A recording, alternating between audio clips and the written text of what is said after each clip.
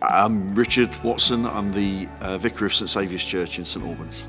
Carols Till Closing has been going on for the last 13 years in St Albans. Started off as one night in one pub, and it's now 10 nights through December. We start at 8 o'clock and we sing carols and Christmas songs till closing time, and the pubs are just rammed. It's great. I always start each new year with a list of conversations to continue. One of the conversations was about starting a community choir. We have a wonderful acoustic in this building, so why don't we see who's interested? We put out feelers and had a fantastic response. The initial numbers of people interested were 146. We had a taster evening at the end of January and got 100 people who came to sing.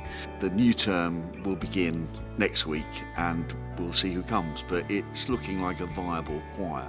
St Saviour's is on the edge of the city centre. It's a 1902 Victorian red brick church, has been blessed with the gift of never having fixed pews. So it's always been a flexible space. We've tried to make it a real community hub. We've not got a huge amount of footfall, so we have to try and do things that bring people to the building. A number of the people who have been coming on to the choir, our first contact is through our beer festival. We have a monthly food festival. We get a good crowd of people. So we've kind of got the clientele there. This is giving them something else to opt into that brings them a bit closer, gets them a bit more involved, and realises that church is not this weird place that has nothing to do with their ordinary life. The choir have been singing Lovely Day by Bill Withers and of course Bon Jovi, Living on a Prayer, that great liturgical hit. So they're kind of doing stuff that is popular. We've already raised the possibility that they might want to sing as part of a service at some point. We're deliberately making it not performance-led though, so people can come along on a Monday evening just to sing for all the feel-good, well-being stuff that singing does. I hope it will get people a bit closer to St Saviour's. The choir is just another way of inviting people in and saying, be part of the life that goes on here and take a step forward if you want to.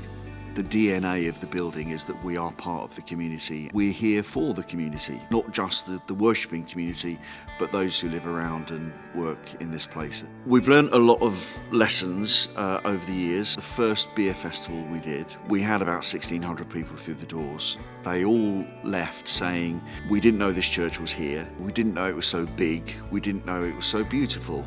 And almost everyone as they left said, thank you for letting us come to your church.